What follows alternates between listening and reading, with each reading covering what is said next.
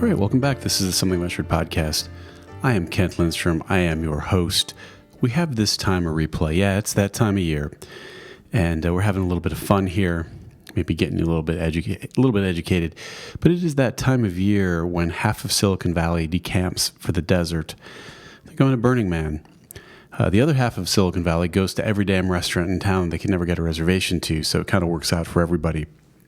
But a couple years ago, Michael White and I sat down here on the Something Measured podcast, and after watching the movie about the history of Burning Man, which is maybe not what you expect, it involves a pretty hard turn into some dark stuff in the earlier days. But we cover it. We have a little bit of fun at the expense of Burning Man. We cover the history, and it's that time of year, people. So here it is, a replay of my conversation with Michael White talking about Burning Man. This is the Something Measured podcast. Thanks for listening. All right. Welcome. This is the Something Ventured podcast. I'm Kent Lindstrom. I'm your host. My guest today, again, Michael White. How are you doing? I'm fine. How are you doing? Good. How are you doing? In this podcast, I explore the reality behind the Silicon Valley headlines as I sit down with the people who are shaping the way we view the world online and beyond. Welcome back. Thank you, sir. People, so I've done like 20 of these things now. 20? People, yeah. All right. No residuals yet. Yeah. No syndication. People like it. Like, people have been listening to them. Well, okay, hundreds of people, not thousands of people. But I don't want to know how much hate mail you're getting. Well, after this episode, we will. Oh, yeah. This is because we're going to do the modern jackass version of discussing Burning Man. That's right. Neither of us having been to Burning Man. Who better to discuss it? I'm not an expert, but I play one on the internet. Exactly.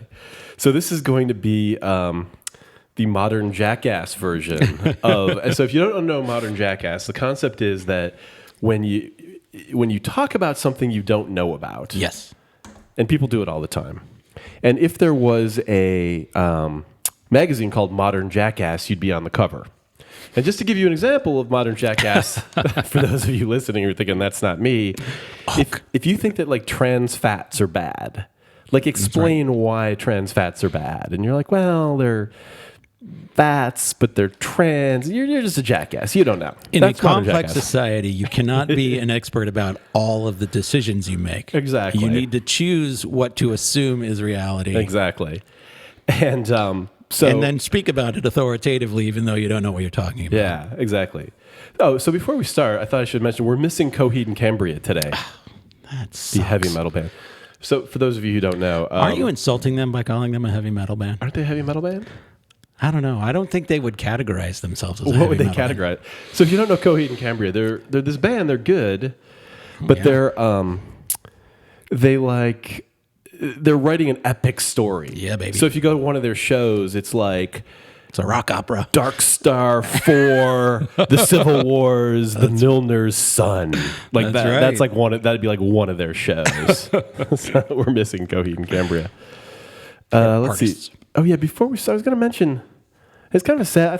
I thought I would mention it because we covered Silicon Valley on this show. That's right. And in podcast time, we never mentioned that the actor who played Christopher Evan Welsh is the actor's name, who played the Peter Thiel character. Right. Like, passed away. And he was a very key character in their whole story. It was just spectacular. Yeah. I mean, he was so damn good. It was kind of I a sad liked him. tale. Yeah. Yeah, and what are they going to do now? I mean, they just have to pretend that character goes away, or are they going to actually kill him on the show? It's crazy. It was one of those things where I was watching, this guy's really good. Oh, yeah. And he's like 42-year-old or whatever, and he like passed away. So, sorry about that. That sucks. Speaking of Silicon Valley, yes, this year Silicon Valley goes to Burning Man. They do? Yes. Holy crap. They were there filming. They were? Yes. Oh, my God. Yeah, well, at least Burning Man hasn't sold out yet. Really? Like, there's nothing commercial here. I was watching the movie about it called Spark. And one of the things... Burning Man story. So Burning Man, so the reason we're talking about this in the Silicon Valley podcast is because all of Silicon Valley, of it, leaves San Francisco, absconds from San Francisco in the last week of August. Right. And everyone goes to the desert. That's right. Elon Musk claims that Burning Man is Silicon Valley. Holy crap. Meaning that if you agree with him, then you agree that Silicon Valley has hijacked Burning Man. Yeah, I believe that. Yeah. That's, by the way, the kind of thing that Silicon Valley would do. Yes. That's totally our thing. Well, I'm gonna have to credit the person who wrote this, but Nick Bilton is the guy's name. He wrote a couple of weeks ago in the New York Times, and his thesis was that the two things that people in Silicon Valley do best are make a shit ton of money, check, and then pretend that they don't care about money. Check. Yep. Which is exactly what has happened to Burning Man. That's exactly what Burning Man is. Exactly. Well, and to start out, I guess we'll describe Burning Man a little bit, but to start out with, one of the interesting things about Burning Man this year is like the rich versus the whatever the hell everyone else thinks there is. A Burning Man ticket costs $500, something like that. Yeah. And you need to be able to take a week off work. Right. In most cases more because you're preparing something to bring with you, your art piece or your camp or whatever. Yeah. These are things people work on for weeks or months ahead of time. Yeah. So in a world where the average person makes $1 a day, all of y'all at Burning Man are the 1% or the 0.5%, or we can argue over which part of that 1% you're in, but life is pretty good. Actually, that's the funny thing is in that documentary Spark, at the end they show Burning Man Africa and Burning Man whatever, it's a Portugal. franchise. Yeah, exactly. It's a franchise now. But the people in Africa, I imagine, are not having the same experience with their Burning Man. I imagine not. Like, well, every day it's Burning Man for us, really, because we all live in a desert. Yeah, right. Oh, we get to go find water in the desert. That's not that fun. Like, really? That's not that entertaining. The only difference is we're burning something this time. And you guys have trucks that bring the water to you? We're carrying it. If you have extra trucks that bring water to you, could you send some of them to Africa? That's right. The concept of an extra anything is foreign to them. So Burning Man starts in 1986. It starts on...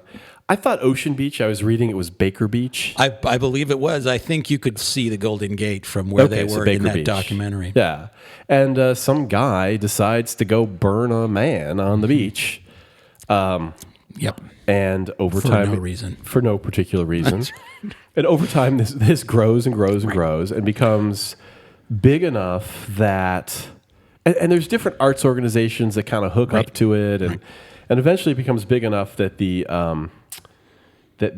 authorities in California, generally things burn here, or our hills burn. So, you really can't. We don't do that. you can't be doing this. That's right.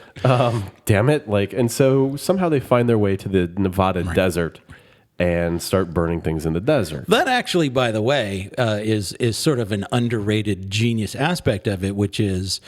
What we're really trying to do is something where no one will tell us not to do it. Yeah. Well, where can you do that? Yeah. In the middle of the desert. Yeah. All right, let's do it. Weirdly, the desert is controlled by one federal government. That's right. The Bureau of Land Management. If you get the right permit, you can do anything you want out there. Yeah. Actually, I got to say, there was, I had seen that documentary, but I rewatched a little bit of it last night. Documentary, it's called Spark. It's like a Showtime thing, right? Spark: A Burning Man Story. Yeah, it's a real good, high def... history of Burning Man. If you're I love the way it was shot. They clearly were working closely with the people that organized it because they were very sympathetic toward them. Yeah, and even had access to everything because what they did have was a lot of clearly VHS videotape from the very early days of it. That's right.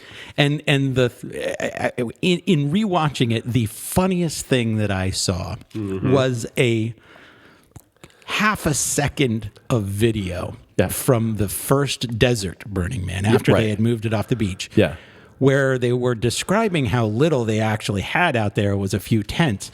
But there was a truck, a pickup truck, with two people in the back speeding across the desert, one of them shooting a gun in the air. I saw that.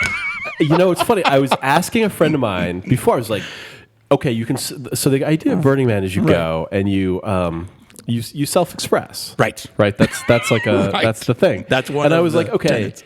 Let's say that your form of self-expression doesn't take, as I understand it, one of the two forms of self-expression, which is dressing like a steampunk, or wearing faux fur.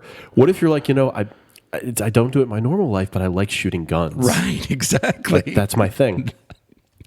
joking. And then you see that. Apparently, it was that a was pickup truck somebody's cruising across the desert, and that guy had a damn gun. I know it when I see it. That is funny. That was crazy. I thought, yep. So, by the way, those were the two things that I didn't know about Burning Man before we started talking about this. Was number one, it did not start with some ideal, plan. It literally was guys burning shit. Right, exactly. With no sort of unphilosophical current or subtext at all. No story to tell, no right, no religion, no anything. It literally was, we just want to go someplace where we can do whatever we want. Exactly. And it started with, I want to burn a man on a beach. Yeah.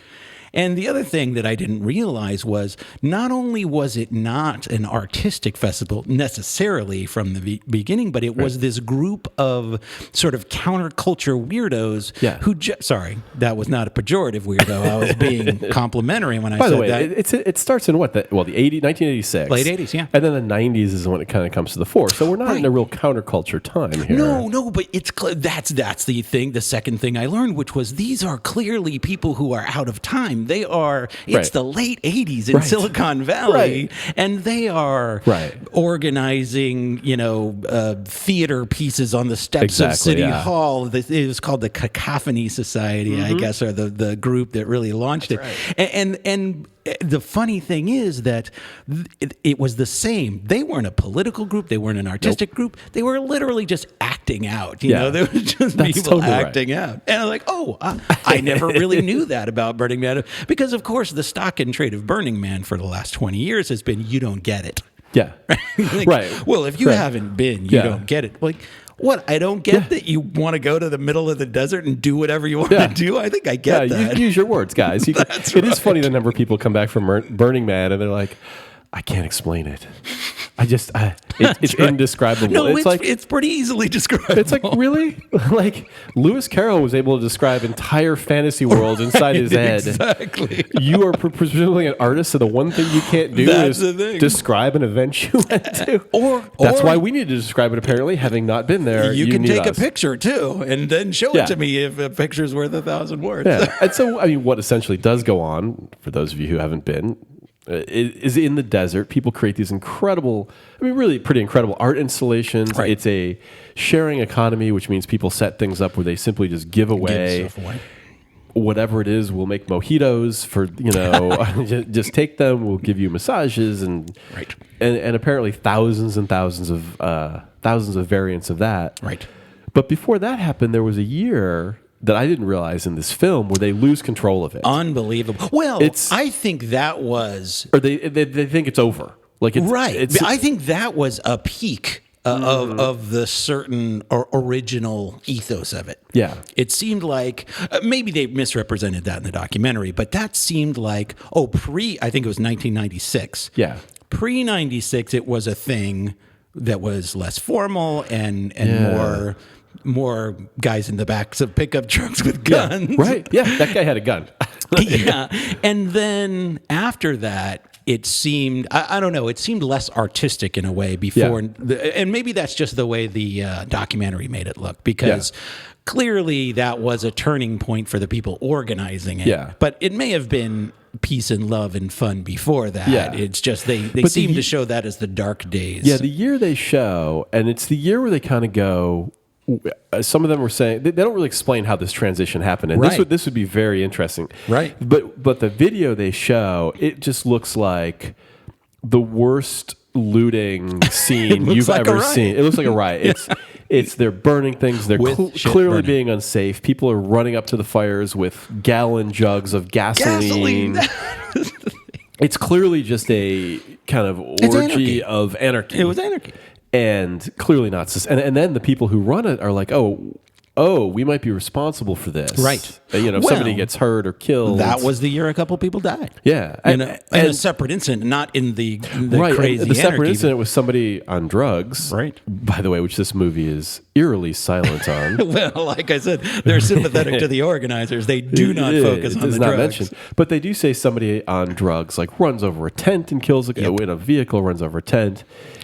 And then mystery, somehow Burning Man emerges on the other side a much more civilized thing, right? A much more organized thing, and you know that's we talked earlier. You know that if you're sympathetic to the people who are organizing it, and you feel that they have lost something because they all talk as if they're losing or lost something. Yeah, that's when it started, and it was inevitable. You know, they speak in the documentary as if, oh no, we're sort of being bombarded with the real world and real world problems, and yeah, a couple people died, and we've been doing our best to try and make sure that we have a minimal infrastructure. But the idea is, yeah, do you get it? This is what happens the more people you bring out to the desert, and a lot of people who are into Burning Man like to talk about it as if it's something separate from society, because that's how it started. Right.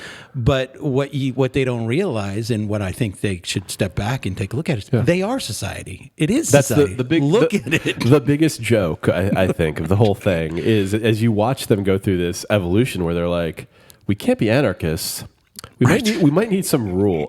It's like reading like Lord of the Flies backwards. Exactly. Yeah, you think you might need some rules, and then they're like, yeah, we also kind of need a bureaucracy. Yeah, we need some infrastructure here. And then all of a sudden it's like, they told you this in college. Like, you didn't have to go through this whole experience to learn how a society works. You've rebuilt this. You've got your police force. You've got exactly it. You've got your DPW, your Department of Public Works, right, like doing all the work. And it's just like they're living in this fantasy world where, oh no, this is not society. Right. It is completely separate from, like, no, you just built your own society. Right. You got your own rules and your own crap, and then later on the richer people showed up, or however they put it. Although it is funny, they talk about the rich people showing up with the plug and plays, but famously the Google guys, Larry and Sergey, took Eric Schmidt to Burning Man. Sure. Yeah. To interview him, what was that, 98 or 99? Right. So they've been selling out longer than, That's what's funny. And that's true. Actually, in the article that I was talking about earlier in the Times, those guys, Sergey and Larry, they're held up as real burners. Yeah, those guys are guys who get it. They've been going for a lot of years. They're not the nouveau riche who are bringing their RVs, and they actually held those guys up as guys who do it right, which may or may not be true. I have no idea. But that's the idea. It, when you started talking about it, this made me think, like, oh, I have a bit of personal experience tangentially with Burning Man, and it just hit me as I was reading this article about plug and play camps. And plug and play camps are basically rather than building a. So the general concept is you go raise. I mean, here's the cliche: you raise money for an art project. You build an amazing piece of art. You take it to the desert, and you experience whatever you experience for a week, and you kind of rough it in the desert. That's right. And the participants, they rough it. They, you're sleeping in a tent or in the back of a car. But there's always been a group of people who takes RV, a large group of people, because you can't rent an RV in Northern California that week to save your life. That's right. But now there's a thing where you take huge, basically what you would call a band tour bus, and 10 of them, and they circle up, and which is the real point of contention. But we should back up and explain. So there's a concept of a camp, and a camp is a group of people who work together to, again, like a society, they work together to feed, clothe, and bathe themselves for the week, and then they tend to have a theme, like we're a certain kind of a dance camp, or we're a camp where you bring your children, or we're about free love or whatever. And the plug and play camps are someone else comes, they're like a Sherpa, they set everything up for you.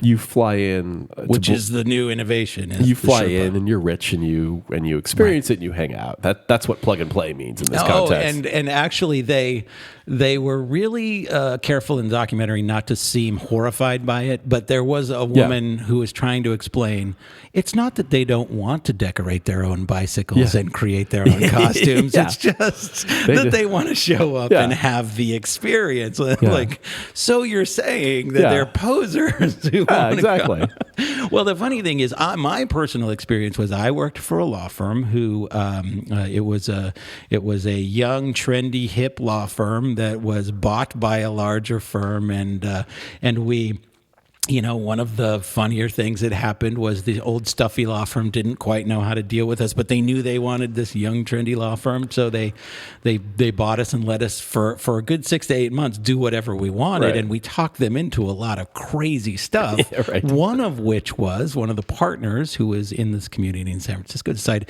he wanted to rent an RV and take some young associates to Burning Man. Oh, man. And so that's what they did. So the associates that went with them were like half from our young hip firm and half from the big old stuffy firm. Yeah. And they are exactly who the people who love Burning Man are worried about, and the infiltration of Silicon Valley. Right. Well, here's the problem. That was the year 2000. That was not last year. They sold out. This year they sold out. That's right. This was a long time ago that this has happened. And I just kept reading this thing about the plug and play camps and Silicon Valley infiltrating. I thought, that was a decade and a half ago that happened. Yeah. Yeah. There's a really funny video online, which is one of these sort of like, it's where the two cartoons are talking to each other in that weird electronic voice, and the one guy says to the other, like, Burning Man sold out. He's like, you've been telling me that for the last 10 years. Like, yeah, but this year they really sold out. Right. And then when you watch that movie, the founders of Burning Man, they've got their own, like, what you would call in the NFL a luxury box. Like they got their own area. Exactly. That's like the founders area. It's like, okay, you're doing the same shit as everyone else does when you get rich and famous. You're like, oh, I got mine. I want my little rich people area. That's what I just couldn't help taking from this whole thing is like, for those who claim Burning Man is dying, it died a long time ago. And what you're doing in the desert every year is not what you think it is. Yeah.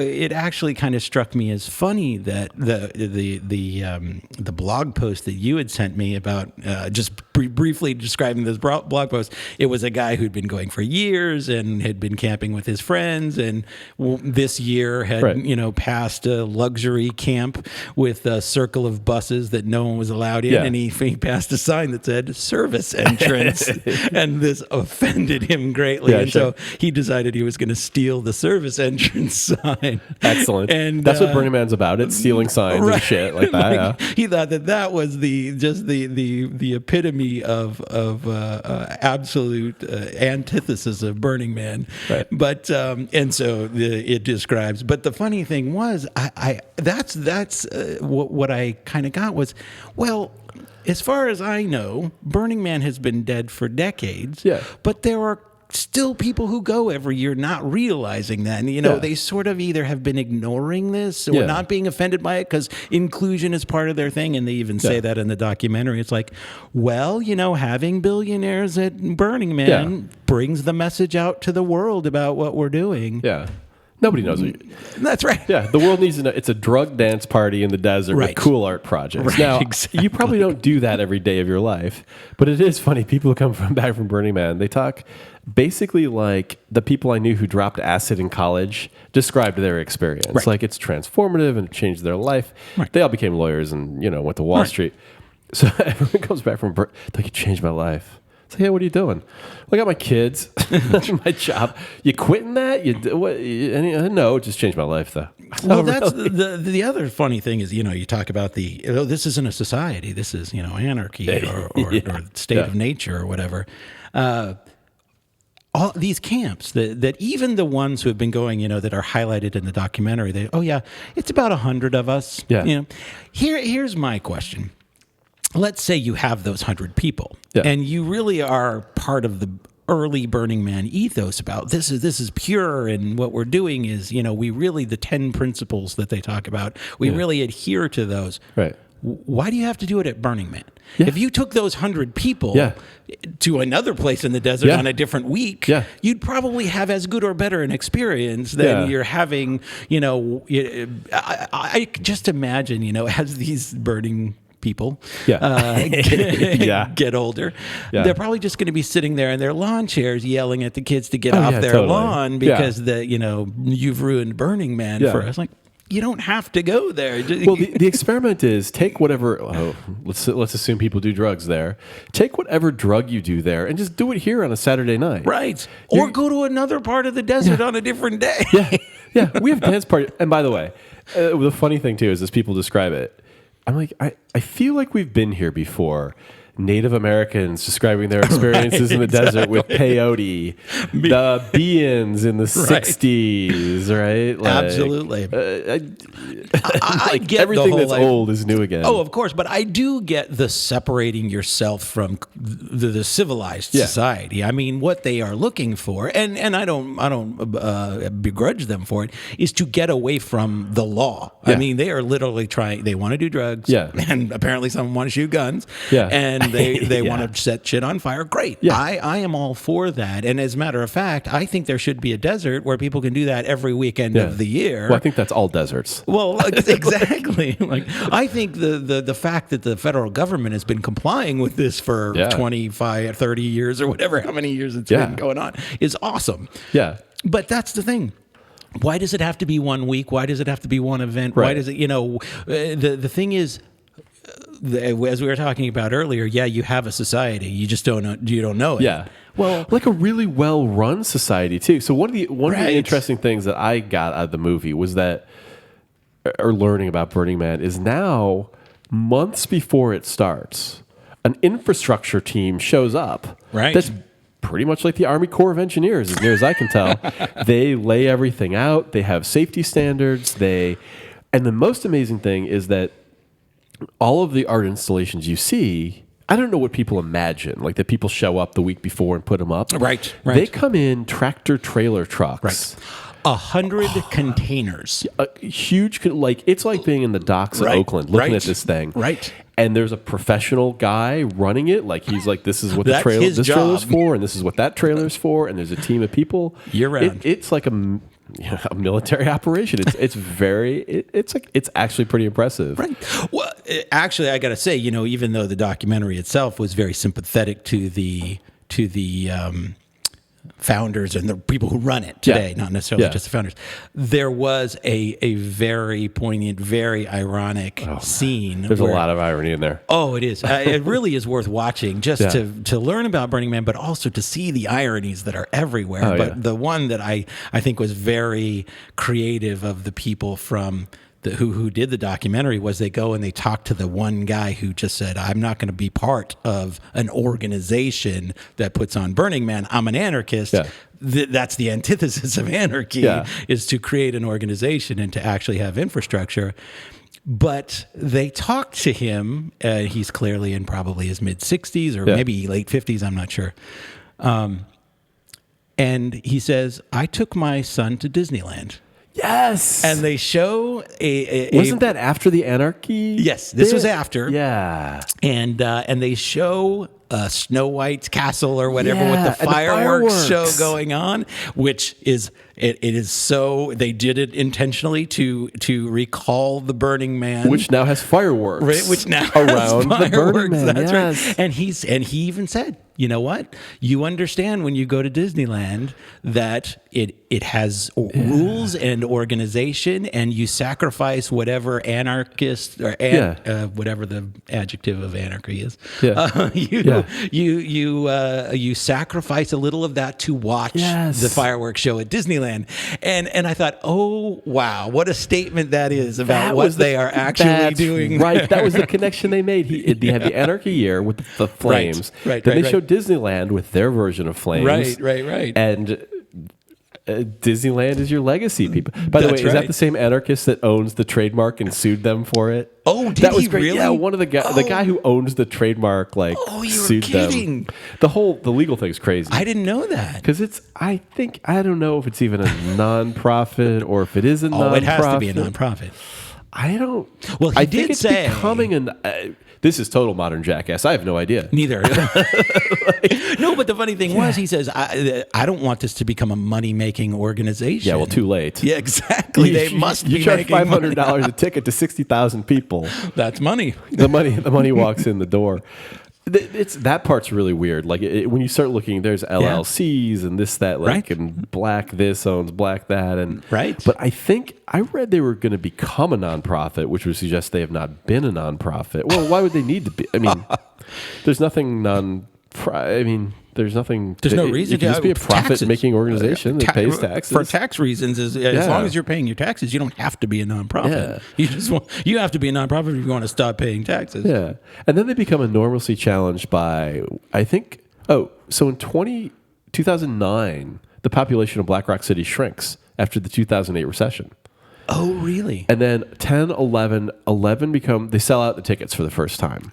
Because the BLM is like there's a limit. Right. And so for the first time, they encounter scarcity, which they also learned about in college, but shocks them. That's right. And they were surprised. They go nuts, and they can't figure out what to do. Right. And so they put together a lottery. Now, one of the funny things is a lot of the people write in, like, that can't get tickets. Right. And they're assholes. They're all like, fuck you, screw you guys. Like, I was like, wow, what a bunch of lovely people when they're not on the playa. Well, not only are they, probably, again, I will now reveal my true feelings toward Burning Man. Yeah. You and I have joked in the past about the greatest week in San Francisco is always Burning Man. Oh, yeah. Because all of the douches are out of town. Gone. And I do have that pejorative feeling about it, which is that very thing, the fact that they had to go to a lottery, and what it did was inspire hatred among people who thought they had some sort of God-given right to go to Burning Man is all you needed to know. Well, and maybe they were but the founders who were reading off the letters and emails, whatever,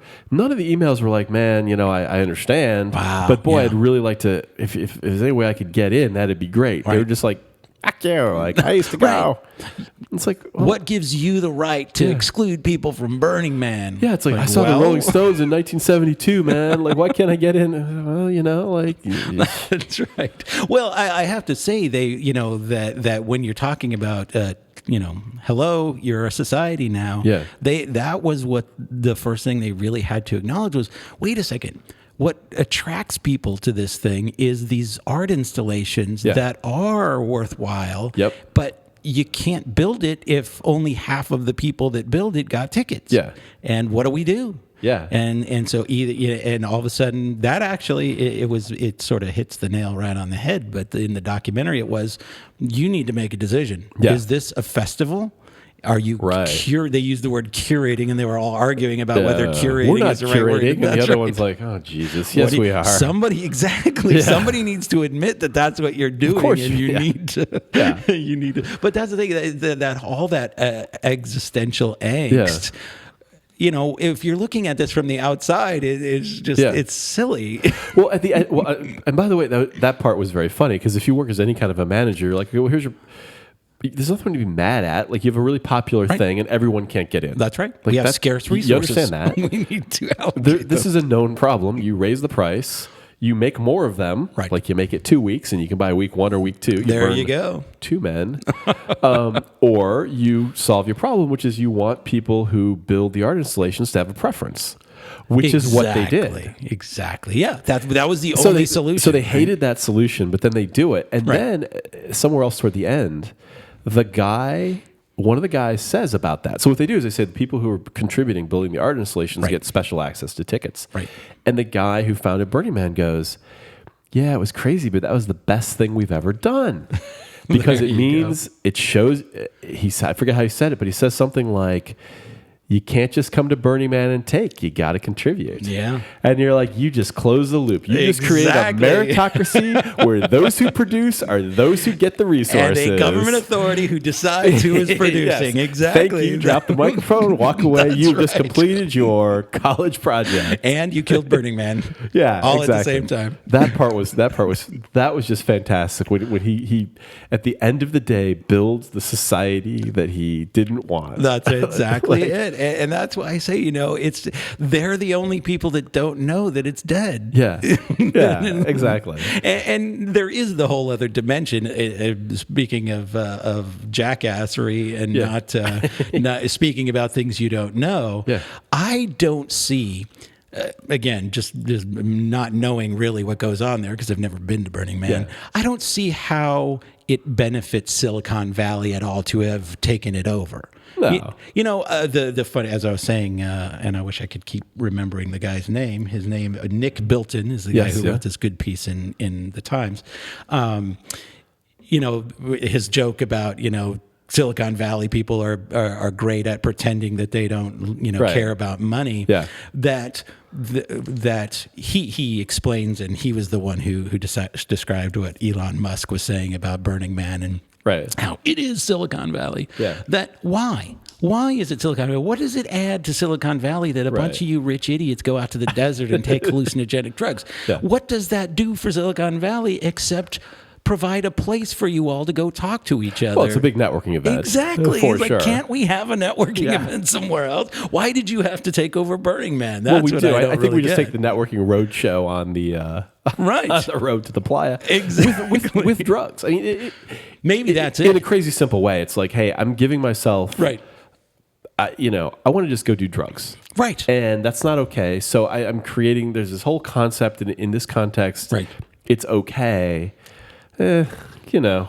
Like, what was that thing in the 80s? That used to be called college, by the way. No. What was the thing in the 80s? It was like an Outward Bound sort of thing where all the executives would get together and go on survivalist Outward Bound. Yeah, and so this is like the modern equivalent of that is you have to expose yourself to your coworkers at your most primal, and therefore we're all going to go to the desert and take drugs together. Again, we did the acid test in the 60s. Exactly. So the big irony this year was the rain. If you believe in any kind of a spiritual force behind Burning Man, that's right. That spiritual force does not like Burning Man. No. In the middle of a desert, in the middle of a drought, that's right. It rains. That's right. And by the way, in a throwback to Woodstock, the rain shut this thing down for 2 days. It did. It stopped it completely. As I understand it, Woodstock went on for 2 days in the rain and the mud of Woodstock, New York. True. So.